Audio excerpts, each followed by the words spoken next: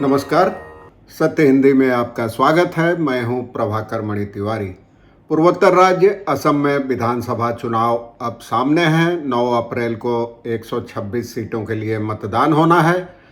Bhajpa hat trick लगाने का सपना देख रही है। 2016 से ही लगातार सत्ता में है। 2016 में जीत के बाद सर्बानंद सोनोवाल मुख्यमंत्री बने थे। 2021 में भी पार्टी दोबारा सत्ता में आई और उसके बाद हिमंता बिस्वा शर्मा मुख्यमंत्री बने। अब हिमंता अपना दूसरा कार्यकाल दोहराने का दावा कर रहे हैं, लेकिन राज्य में सबसे बड़ा सवाल पूछा जा रहा है कि क्या गोगोई सरनेम वाले 3 नेताओं के साथ आने से इस बार बाजी पलटेगी। ये 3 नेता कौन हैं, ये चर्चा करूंगा आगे, और राज्य के समीकरणों की भी चर्चा करूंगा। आप जानते हैं, पूर्व मुख्यमंत्री तरुण गोगोई लंबे समय तक कांग्रेस के सबसे बड़े नेता और 15 साल तक मुख्यमंत्री रहे हैं। वर्ष 2016 में भाजपा की जीत और उसके 4 साल बाद गोगोई की मौत के बाद राज्य में कांग्रेस की बदहाली का दौर शुरू हो गया। कई नेताओं ने पाला बदल लिया और एक तरह से राजनीति में कांग्रेस कमज़ोर नजर आने लगी। लेकिन इस बार पहली बार गोगोई सरनेम वाले 3 नेता हाथ मिलाकर भाजपा को कड़ी चुनौती दे रहे हैं। इससे राजनीतिक हलकों में वही सवाल उठने लगा है जो मैंने आपको शुरुआत में कहा कि क्या तीनों गोगोई का एक बैनर तले आना इस चुनाव में भाजपा के लिए मुश्किलें पैदा कर सकता है। इन तीनों में एक तो तरुण गोगोई के पुत्र गौरव गोगोई हैं, बाकी 2 लोग हैं, एक राइजर दल के नेता अखिल गोगोई और असम जातीय परिषद के अध्यक्ष लुरिनज्योति गोगोई। यह दोनों नेता कांग्रेस के नेतृत्व में बने असम सम्मिलित मोर्चा नामक गठबंधन में शामिल हैं। वैसे वर्ष 2021 के विधानसभा चुनाव के समय भी कांग्रेस ने इन दोनों नेताओं को साथ लेने की कोशिश की थी, लेकिन तब बात नहीं बन सकी थी। राइजर दल और जातीय परिषद ने उस बार तीसरे मोर्चे के साथ मिलकर चुनाव लड़ा था। गौरव गोगोई 3 बार लोकसभा का चुनाव जीत चुके हैं, सांसद रहे हैं, लोकसभा में पार्टी के उपनेता भी रहे हैं। अब इस बार वो पहली बार विधानसभा चुनाव में मैदान में हैं। अखिल गोगोई का नाम नागरिकता अधिनियम और एनआरसी विरोधी आंदोलन के साथ ही भ्रष्टाचार के खिलाफ अभियान के दौरान सुर्खियों में आया था। उन्होंने राज्य में कृषक मुक्ति संग्राम समिति का गठन किया था और उसके बाद वर्ष 2020 में राइजर दल नामक राजनीतिक पार्टी बनाई थी। 2021 के चुनाव में वो शिवसागर सीट से विधानसभा के लिए चुने गए थे। इसी तरह ऊपरी असम में डिब्रूगढ़ के रहने वाले लुरिनज्योति गोगोई ने वर्ष 2019 में पारित नागरिकता अधिनियम के खिलाफ बड़े पैमाने पर विरोध प्रदर्शन का नेतृत्व किया था और उसी समय वो सुर्खियों में आए थे। 1 साल बाद उन्होंने अखिल असम छात्र संघ यानी आसू के महासचिव पद से इस्तीफा देकर असम जातीय परिषद का गठन किया था। आप जानते हैं, राज्य में आसू एक काफ़ी ताकतवर छात्र संगठन है और इसने 1980 के दशक में राज्य में घुसपैठ के खिलाफ 6 साल तक असम आंदोलन का नेतृत्व किया था। इसके कोख से ही असम गण परिषद का जन्म हुआ था, जिसने 1985 में त्रिपक्षीय समझौते के बाद होने वाले चुनाव में जीतकर सत्ता संभाली थी। उस समय प्रफुल्ल कुमार महंत मुख्यमंत्री बने थे, वो भी आसू के नेता रहे थे, और भृगु कुमार फुकन गृह मंत्री बने थे।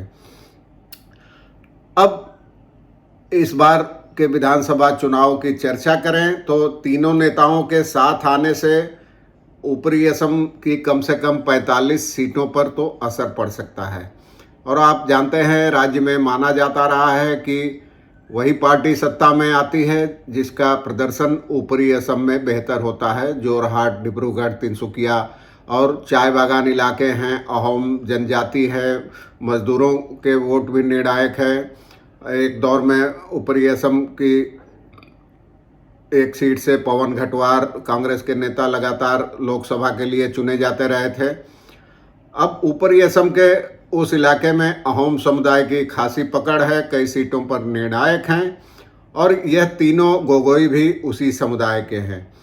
कांग्रेस के साथ गठबंधन के तहत इस बार राइजोर दल ने 11 और जातीय परिषद ने 10 सीटों पर अपने उम्मीदवार मैदान में उतारे हैं। बीते चुनाव के आंकड़ों से साफ है कि इन तीनों के हाथ मिलाने से ऊपरी असम में भाजपा का खेल बिगड़ने का खतरा है। बीते चुनाव में भाजपा के नेतृत्व वाले एनडीए को 44.5% वोट मिले थे और कांग्रेस के नेतृत्व वाले विपक्षी गठबंधन को 43.7%, यानी वोटों में अंतर 0.8% यानी 1% से भी कम था, लेकिन सीटों में 25 का अंतर हो गया था।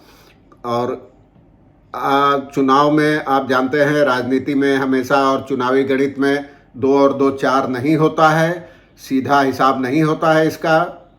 वोटों के प्रतिशत में मामूली हेरफेर भी सीटों की तादाद में काफ़ी हेरफेर कर सकती है। तो उस समय जातीय परिषद और राइजोर दल साथ मिलकर चुनाव लड़ रहे थे। चुनाव लड़ा था तब जातीय परिषद ने 82 सीटों पर उम्मीदवार उतारे थे और राइजोर दल ने 28 सीटों पर।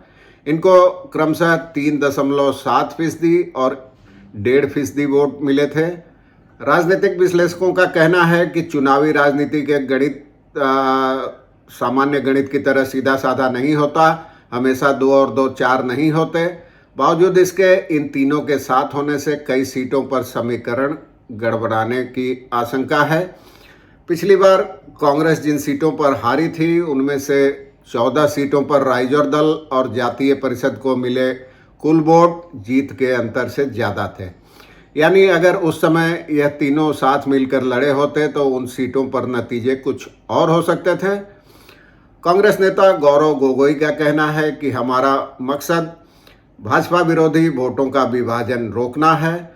दूसरी ओर राइजोर दल के नेताओं का कहना है कि पिछले चुनाव में वोटों के विभाजन के कारण ही भाजपा सत्ता में लौटी थी। अगर हमने मिलकर चुनाव लड़ा होता तो भाजपा सत्ता में नहीं लौट पाती। लेकिन इस बार तीनों दलों के साथ आने से भाजपा विरोधी वोटर इस ओर झुकेंगे, गठबंधन की ओर आएंगे। विश्लेषकों का कहना है कि पहले के आंकड़ों से साफ है कि वोटों में 1-8% का हेरफेर भी चौंकाने वाले नतीजे दे सकता है। इन दोनों नेताओं के साथ आने से खासकर भाजपा विरोधी वोटरों में यह साफ संदेश तो गया ही है कि तमाम 126 सीटों पर अकेला यही गठबंधन भाजपा को चुनौती देने में सक्षम है। अब लाख टके का सवाल यह है कि क्या यह तीनों गोगोई मिलकर तरुण गोगोई की खाली जगह को भरने में कामयाब रहेंगे और भाजपा को कड़ी चुनौती दे पाएंगे। इसका जवाब तो अगले महीने चुनाव के नतीजों से ही मिलेगा। लेकिन यह कहा जा सकता है कि इस गठबंधन ने भाजपा की मुश्किलें तो बढ़ा ही दी है। आज के लिए बस इतना ही। धन्यवाद, नमस्कार।